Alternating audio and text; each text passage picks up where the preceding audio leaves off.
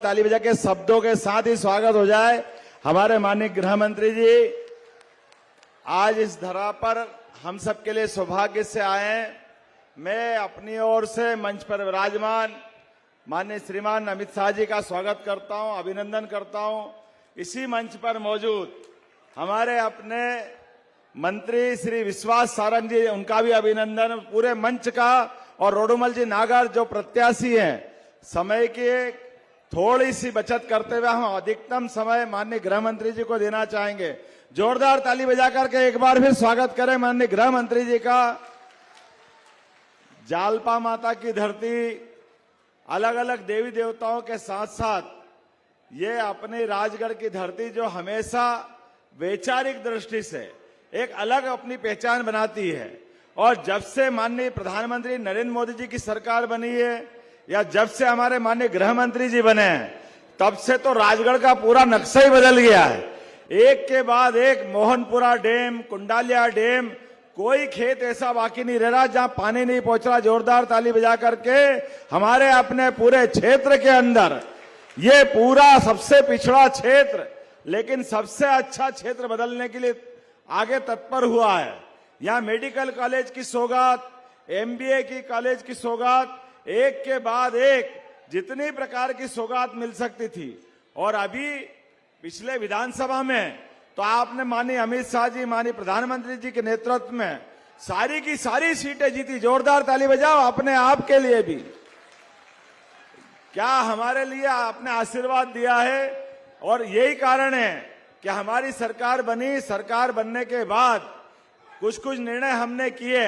हमको मालूम है माननीय गृह मंत्री जी, हमने एक निर्णय किया है कि हमारे किसान जमीन खरीदे या बेचे, रजिस्ट्रार ऑफिस में रजिस्ट्री करा लेते हैं, लेकिन रजिस्ट्री कराने के बाद पटवारी नामांतरण करने के लिए परेशान करते थे। हमने निर्णय किया साइबर तहसील के माध्यम से कोई भी जमीन खरीदे बेचे या कोई नामांतरण कराए या बंटवारा कराए, किसी का कोई पटवारी के पास जाने का चक्कर ही नहीं है। सीधा उसका नामांतरण होगा अपने पास, सीधे सीधे ये लाभ मिलने वाला है किसानों को। हमारे अपने इसी आपके आशीर्वाद के कारण से एक निर्णय किया है। लगभग आपने यहाँ इसी राजगढ़ के लोकसभा क्षेत्र में 4 लाख से ज्यादा आयुष्मान कार्ड बने हैं। लेकिन आयुष्मान कार्ड के माध्यम से अभी हमारे यहाँ कोई बीमार हो जाए और भोपाल ले जाना है या दिल्ली, भोपाल, कहीं और जगह जाना है, बीमार को किसी कारण से आयुष्मान कार्ड से भर्ती तो करा दें, लेकिन आगे बड़े हॉस्पिटल में पहुंचाना है तो एम्बुलेंस लाने का हॉस्पिटल में तो काम था, बाद में उसकी जान की आफत थी। हमारी सरकार ने आपके आशीर्वाद से फैसला किया है कि एयर एम्बुलेंस के माध्यम से, आयुष्मान कार्ड के माध्यम से ही एक पैसा नहीं लगेगा, केवल डॉक्टर और कलेक्टर निश्चित कर देगा। हेलीकॉप्टर से उसकी जान बचाने का काम हमारी सरकार ने किया है, एक पैसा नहीं लगेगा।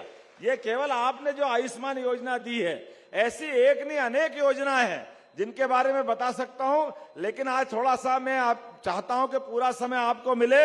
जोरदार ताली बजा के माननीय गृह मंत्री जी का अभिनंदन करें। और मेरी बात समाप्त करता हूं माननीय रोडुमल जी को, आप पूर्ण बहुमत से सरकार बनाएं। माननीय अमित शाह जी आपके बीच में जोरदार ताली बजाए हमारे अपने नेता के लिए।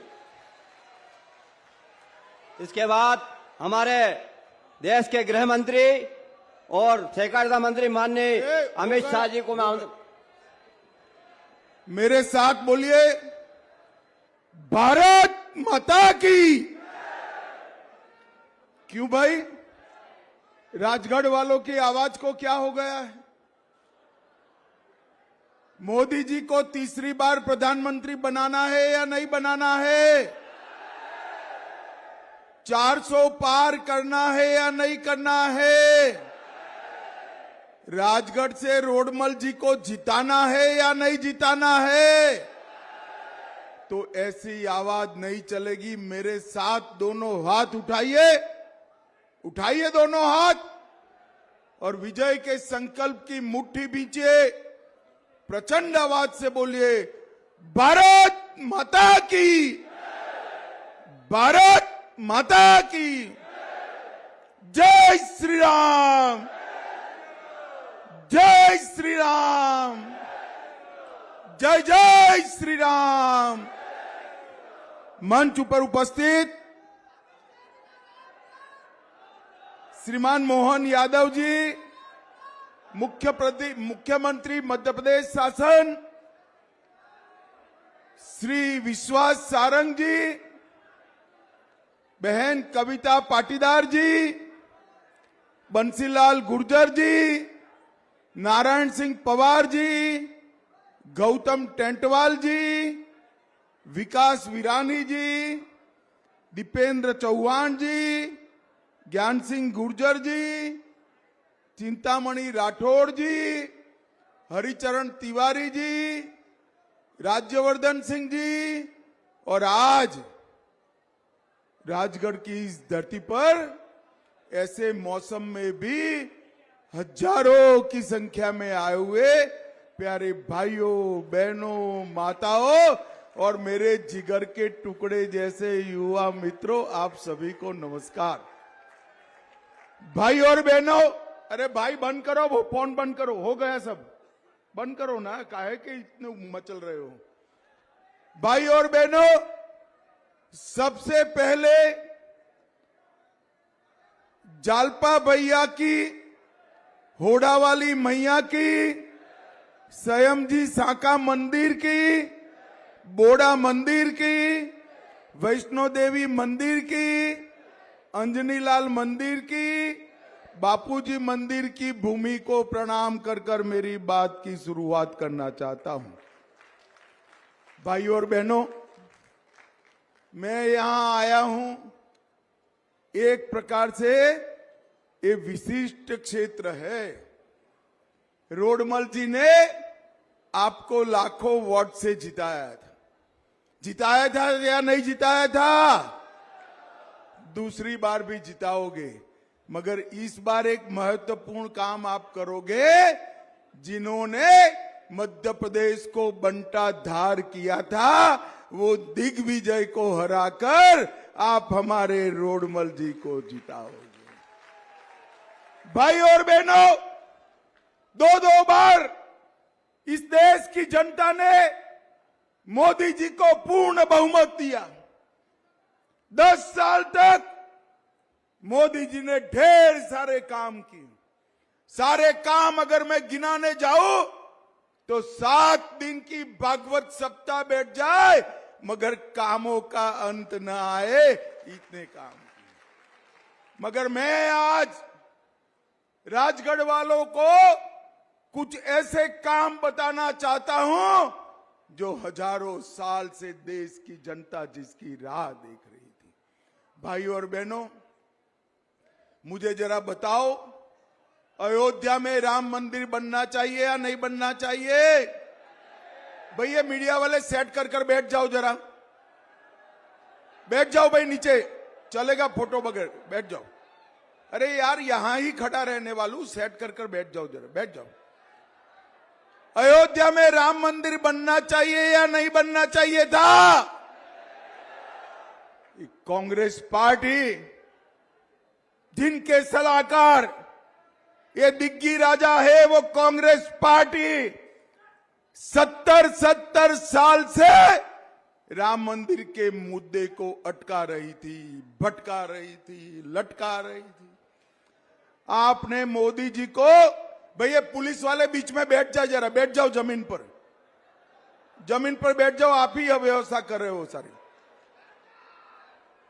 एक कांग्रेस पार्टी 70 साल से राम मंदिर के मुद्दे को अटका रही थी, भटका रही थी, लटका रही थी। आपने मोदी जी को दूसरी बार प्रधानमंत्री बनाया, 5 ही साल में केस भी जीता, भूमि पूजन भी किया और 22 जनवरी को प्राण प्रतिष्ठा कर कर जय श्री राम कर दिया। करोड़ों भक्त जिस घटना की राह देखते थे, और मोदी जी ने ठीक ही कहा है, ये 1000 साल का एक पल था भाइयों, 1000 साल का एक पल था। हम सब राह देखते थे, रामलल्ला टेंट से निकलकर भव्य मंदिर में बैठे और एक कांग्रेस पार्टी के शाहजादे राहुल बाबा, जानते हो ना राहुल बाबा को? अरे जानते हो या नहीं जानते हो भाई? ये राहुल बाबा को निमंत्रण भेजा, प्राण प्रतिष्ठा में आइए, मगर राहुल बाबा नहीं गए। क्यों नहीं गए भाई बताओ? डिग्गी राजा भी नहीं गए। क्यों नहीं गए? वो उनकी वोट बैंक से डरते हैं, वोट बैंक से डरते हैं। भाई और बहनों, जिनको निमंत्रण मिलने के बावजूद ना मंदिर गए ना अयोध्या गए, ये लोगों को कभी माफ नहीं किया जा सकता, कभी माफ नहीं। भाई और बहनों, मुझे बताओ राजगढ़ वालों, ये कश्मीर जो है हमारा है या नहीं है? अरे जोर से बोलो भाई, है या नहीं है?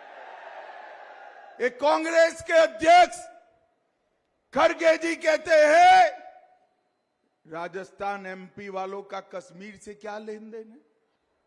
अरे खड़गे महाराज, इस देश को आप नहीं जानते हो।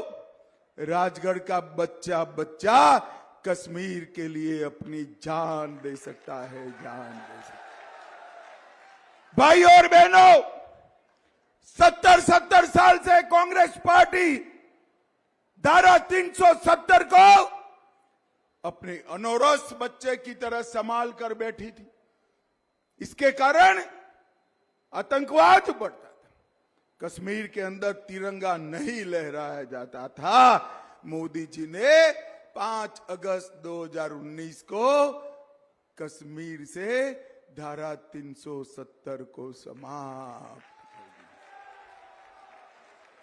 और भाई और बहनों, आज हमारा कश्मीर भारत माता का मुकुटमणि बनकर समग्र विश्व के साथ तिरंगे के साथ सम्मान से खड़ा है। ये नरेंद्र मोदी जी ने किया है।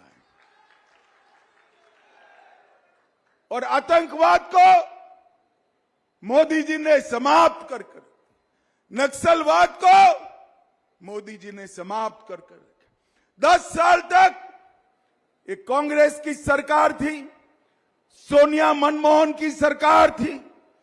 आए दिन पाकिस्तान से आलिया, मालिया, जमालिया, न जाने कौन कौन घुस जाते थे और बम धमाके करते थे। आपने मोदी जी को प्रधानमंत्री बनाया, पाकिस्तान ने फिर से गलती कर दी, उरी और पुलवामा में हमला किया। मगर ये पाकिस्तान वाले भूल गए कि अब भाजपा सरकार है, नरेंद्र मोदी सरकार है। 10 ही दिन में पाकिस्तान के घर में घुसकर सर्जिकल स्ट्राइक और एयर स्ट्राइक कर कर आतंकवाद का खात्मा करने का काम नरेंद्र मोदी जी ने किया। और भाई और बहनों, समग्र देश से भाई रहने दो, रहने दो, क्या कर रहे हो अभी? चलो सारे पुलिस वाले बाहर निकलो।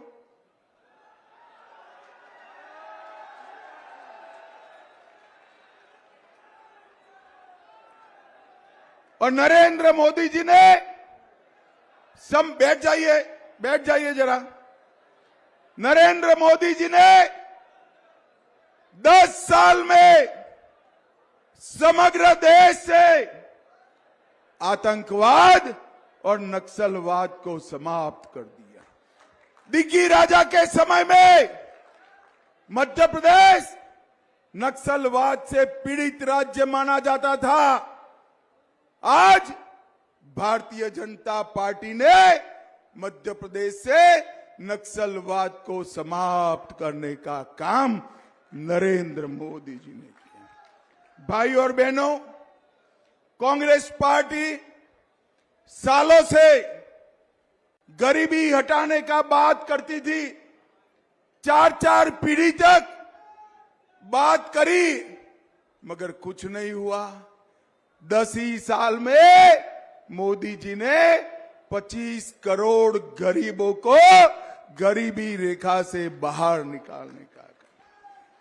80 करोड़ लोगों को हर महीना 5 किलो अनाज प्रति व्यक्ति प्रति माह देने का काम नरेंद्र मोदी जी ने किया। 12 करोड़ शौचालय बनाने का काम नरेंद्र मोदी जी ने किया। 4 करोड़ लोगों को अपना घर दिया।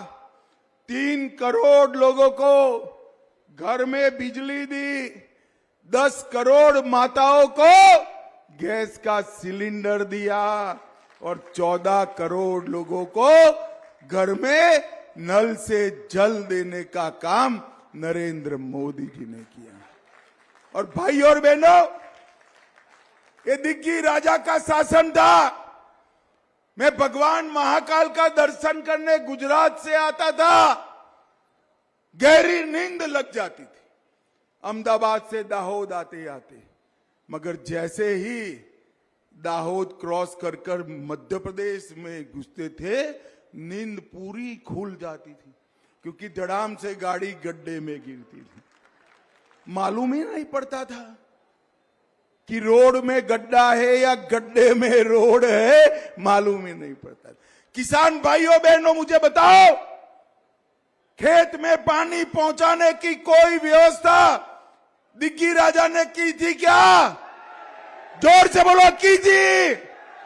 24 घंटा बिजली आती थी, किसान को 6,000 रुपया मिलता था, गरीब को 5 किलो अनाज मिलता था, 5 लाख तक का इलाज होता था, युवाओं के लिए शिक्षा की व्यवस्था थी क्या? और पूरा चंबल का इलाका डाकुओं से भरा हुआ था या नहीं था? नक्सलवाद था या नहीं था? अरे दिग्गी राजा, क्या मैंडेट मांगने आए हो? इतने साल तक भाग गए, भोपाल चले गए, अब राजगढ़ आए हो। राजगढ़ वालों को पूछो, आपको चाहते हैं या नहीं चाहते हैं? अरे बोलो भाई, चाहते हो क्या? ये दिग्गी राजा के साथ बंटाधार शब्द जुड़ गया है। राजगढ़ वालों, यहां बंटाधार करना है क्या? करना है क्या? और ये दिग्गी राजा के सलाह से राहुल बाबा ने अपने घोषणा पत्र में किया है कि कांग्रेस की सरकार आएगी तो मुस्लिम पर्सनल लॉ लाएंगे, माइनॉरिटी के पर्सनल लॉ। भाई और बहनों, सरकार तो आनी नहीं है, मगर फिर भी मैं आपको पूछना चाहता हूं, ट्रिपल तलाक फिर से लाना चाहिए क्या? अरे जोर से बोलो, लाना चाहिए? शरिया कानून से देश चलना चाहिए?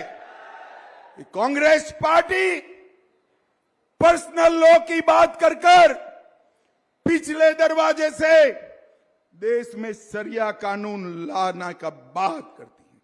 और ये दिग्गी राजा इनसे भी 2 कदम आगे। भगवा आतंकवाद। अरे शर्म करो दिग्गी राजा, काय का भगवा आतंकवाद? आतंकवाद के आपके चश्मे बेकार हो गए हैं देखने के, बेकार। ये पाकिस्तान के आतंकवादी हाफिज सईद को साहब कर बुलाते। अरे दिग्विजय सिंह जी, ये हाफिज सईद आपका साहब होगा? ये दुर्दांत टेररिस्ट है जिसने भारत का नुकसान किया है। जाकिर नाइक को एक गले लगाते हैं। अफजल गुरु जिसने पार्लियामेंट पर हमला किया, इसकी फांसी का विरोध करते हैं। पीएफआई पर बैन लगाने का विरोध करते हैं और सीए के समर्थक पर लाठी चलाने का काम। भाई और बहनों, मुझे बताओ, पीएफआई पर बैन लगाना चाहिए या नहीं लगाना चाहिए? जोर से बोलो, लगाना चाहिए ना? ये बता देना बंटाधार को, हम राजगढ़ को फिर से बीमारू राजगढ़ नहीं बनाने देंगे, नहीं बना देंगे। मध्य प्रदेश को भारतीय जनता पार्टी ने आगे बढ़ाया है। हर खेत में हर किसान को सिंचाई की व्यवस्था की है। कांग्रेस पार्टी के राज में मक्के की एमएसपी 1300 रुपया थी, 2000 रुपया करने का काम नरेंद्र मोदी जी ने किया। सोयाबीन 2560 था, 4600 करने का काम नरेंद्र मोदी जी ने किया। गेहूं 1400 रुपया था, बढ़ाकर 2275 करने का काम नरेंद्र मोदी जी ने किया। भाई और बहनों, बहुत बार ये आए, बहुत बार गए, अब समय आ गया है इनको परमानेंट विदाई देने का। राजनीति से दिग्विजय सिंह की परमानेंट विदाई राजगढ़ वालों ने करनी है। मगर मेरी एक रिक्वेस्ट है भाई, राजनीति से उनका परमानेंट विदाई जरूर करो, मगर आशिक का जनाजा है, जरा धूम से निकले, बड़ी लीड से हराई होगा। उनके सम्मान जैसी लीड से हराकर अब उनको घर पे बिठाने का काम मेरे राजगढ़ वाले करे, यही कहने आया हूं। भाइयों और बहनों, हमारे नेता रोडमल जी ने 2000 करोड़ का प्रावधान रामगंज मंडी भोपाल रेलवे लाइन परियोजना के लिए किया। अनाज उत्पादन 12 लाख मेट्रिक टन तक पहुंचा। 200 बिस्तरों के अस्पताल को 500 बिस्तर का बनाया। 400 करोड़ से राजगढ़ में मेडिकल कॉलेज बनाया। 100 करोड़ से 7000 किलोमीटर की नई पाइपलाइन से 1350 गांवों में नल से जल पहुंचाया और 27 करोड़ के खर्चे से देश में 7 में से एक ऐसा व्यावसायिक महाविद्यालय खोलने का काम भी हमारे रोडमल जी ने किया। 13 करोड़ से आदर्श महाविद्यालय, 12 करोड़ से नवीन शासकीय महाविद्यालय, 9 करोड़ से लॉ कॉलेज, 400 करोड़ से मेडिकल कॉलेज और पीएम श्री स्कूल को बनाने का काम भी हमारे रोडमल जी ने किया। और राजगढ़, खिलचीपुर, नरसिंहगढ़, कुरावर और श्यामपुर में नई रेलवे ट्रैक बनाने का काम भी हमारे सांसद महोदय ने किया है। राजगढ़ वालों, अंत में मैं इतना ही पूछना चाहता हूं, सभी को कोरोना का 2-2 टीका लग गया है नहीं लग गया? अरे यार जोर से बोलो, सुनाई नहीं पड़ता। लगा है या नहीं लगा है? सब हाथ उठाओ जिसको लगा है। एक 4 आना भी देना पड़ा है, जरा जोर से बोलो, देना पड़ा है। मोदी जी ने कॉफी पिलाई या नहीं पिलाई? मुफ्त टीका लगाया या नहीं लगाया? 130 करोड़ लोगों को हमारे नेता नरेंद्र मोदी जी ने कोरोना का टीका लगाकर भारत को सुरक्षित करने का काम नरेंद्र मोदी ने किया। और उस वक्त ये दिग्विजय सिंह और राहुल बाबा ये कहते थे टीका मत लगाइयो, ये मोदी का टीका है। ये तो भगवान ने अच्छा सबको बुद्धि दी है, इनकी कोई सुनता नहीं है, वरना हमारा क्या होता। और जब ये दोनों ने देखा कि सब लोग टीका लगा रहे हैं, एक दिन रात को जाकर खुद भी टीका लगाए। अरे राहुल बाबा, कोरोना जैसी महामारी में राजनीति करते हो, शर्म आनी चाहिए आपको, शर्म आनी चाहिए। भाई और बहनों, इनके हृदय में जनता का भला नहीं, इनके हृदय में खुद की राजनीति है। और मैं आज कहने आया हूं, यह डबल इंजन सरकार है। एक और हमारे मुख्यमंत्री जी मोहन यादव जी सरकार चला रहे हैं और ऊपर नरेंद्र मोदी जी चला रहे हैं। ये डबल इंजन सरकार दिन दूनी रात चौगुनी मध्य प्रदेश को आगे बढ़ाने का काम करेगी। 5 साल में मोदी जी ने 9 लाख करोड़ रुपया 7,74,000 करोड़ रुपया ग्रांट का और 1,77,000 करोड़ रुपया इंफ्रास्ट्रक्चर का मध्य प्रदेश को देने का काम किया है और मध्य प्रदेश का विकास हुआ है।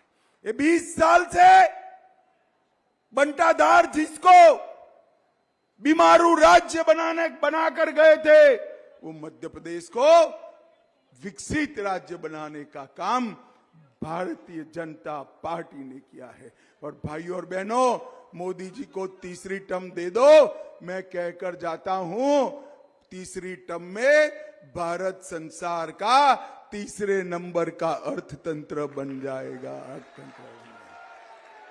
तो बताओ राजगढ़ वालों, रोडमल जी को, दिग्विजय को हराने की शान जितनी लीड से, मैंने कहा ध्यान से याद रखना भाई, आशिक का जनाजा है, बड़ा आदमी है, जरा धूमधाम से निकालना, उनकी शान जैसी लीड से हराना। समझ में आ रहा है? आ रहा है? गत चुनाव से बड़ी लीड से रोडमल जी को जिताओगे, मोदी जी को तीसरी बार प्रधानमंत्री बनाओगे, 400 पार कराओगे, तो मेरे साथ दोनों हाथ उठाइए, उठाइए दोनों हाथ और जोर से बोलिए जय श्री राम, जय जय श्री राम, भारत माता की, भारत माता की, वंदे वंदे। राजगढ़ वालों का बारिश में भी आने के लिए बहुत बहुत धन्यवाद, प्रणाम। हमारे गृह मंत्री जी के भाषण के बाद हम आभार के लिए हमारे जिले के अध्यक्ष आदरणीय ज्ञान सिंह जी गुजर को आमंत्रित करता हूं, वो सभी का आभार करें।